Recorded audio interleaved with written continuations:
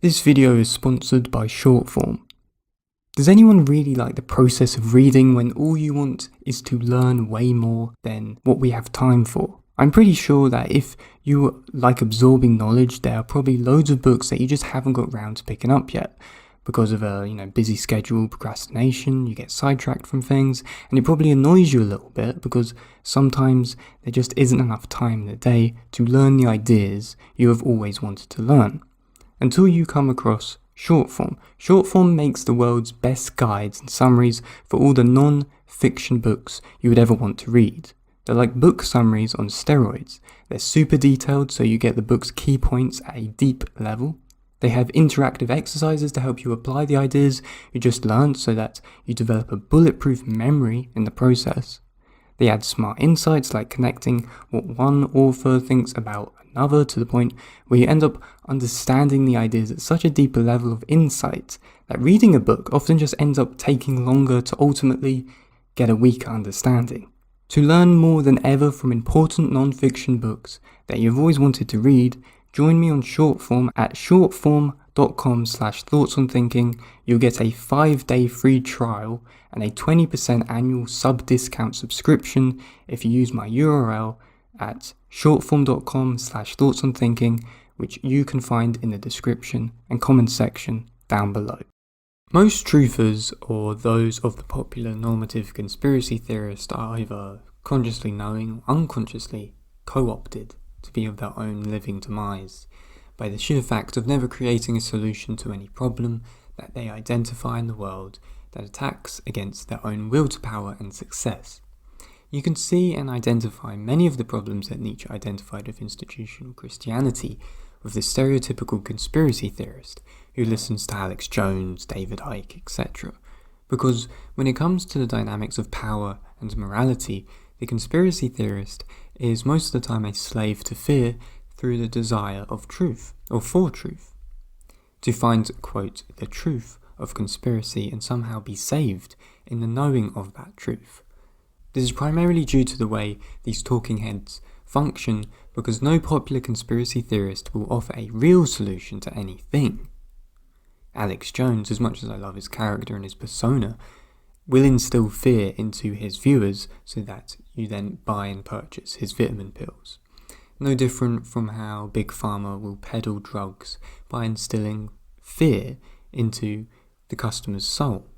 But let's be honest, do any of these, or do any of them, offer any solutions or offer any kind of platform for people to produce a solution?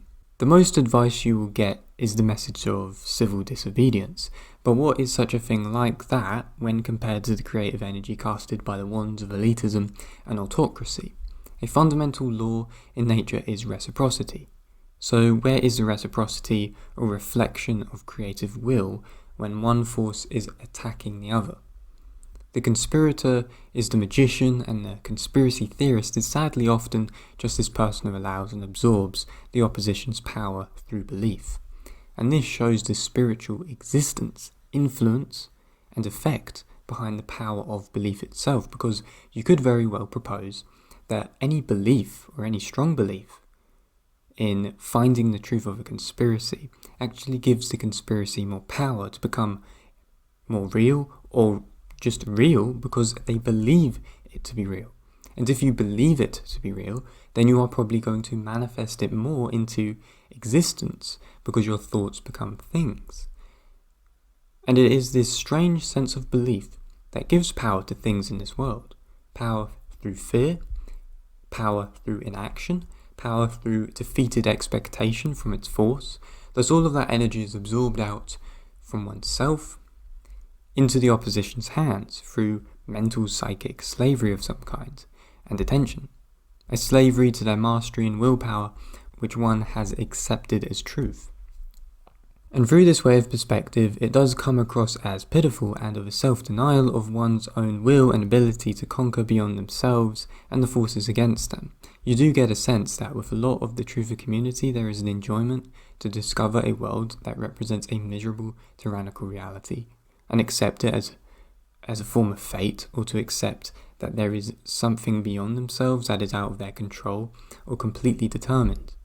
This strange seeking enjoyment in some senses very Lovecraftian in the sense of horror, that the most horrific thing is the unknown, and that there is an enjoyment in never truly knowing the unknown, which gives it its horror, and that due to its unknowability, it can be whatever you could possibly imagine, which can at times explain some of the very psychedelic, imaginative, or even schizophrenic conspiracies in this world.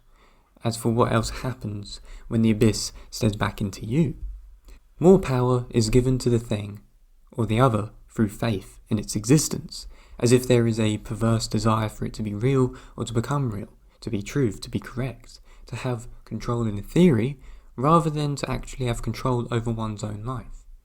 Control over the unknown with the leverage of using one's own complete imagination.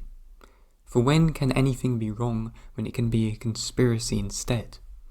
Is this, quote, truth-seeking done at times to disprove their own sense of powerlessness in their own lives, when really people should just be their own magicians?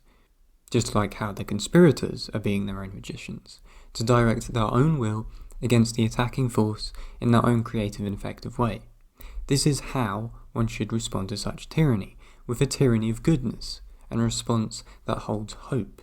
And this is not me having a go at people who understand conspiracies, but rather me having a go at the people who peddle them by using loads of fear and offering no solutions to the problems that they constantly keep talking about, to then get their viewers to buy into their subscription TV services of conspiratorial truth and content, or to buy products that reinforce more fear that rejects creative action itself.